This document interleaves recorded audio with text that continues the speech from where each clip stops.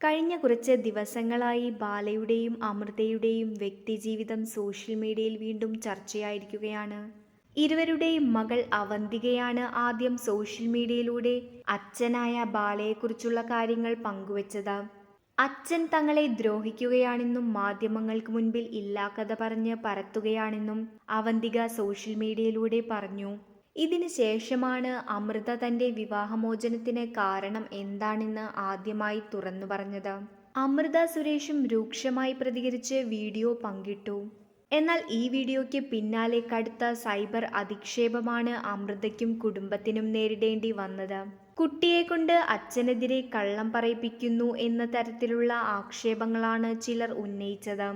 ഇപ്പോഴിതാ ഇത്തരം സൈബർ ആക്രമണങ്ങൾക്ക് എതിരെയും നടൻ ബാലയ്ക്കെതിരെയും ശക്തമായ മറുപടി നൽകുകയാണ് അമൃതയുടെ സഹോദരിയും ഗായികയുമായ അഭിരാമി സുരേഷ്.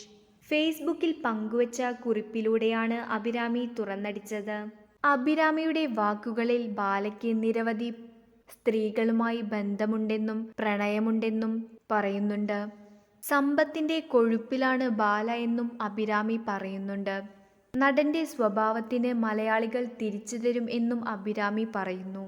ദുഷ്ടന്മാരെ ദൈവം പന പോലെ വളർത്തുമെന്നും പക്ഷേ പന എങ്ങനെയാ ഒടുങ്ങുന്നതെന്ന് അറിയാമോ, അപ്രതീക്ഷിതമായ ഇടിമിന്നലേറ്റ് എന്ന കുറിപ്പോടെയാണ് അഭിരാമി അവസാനിപ്പിക്കുന്നത്.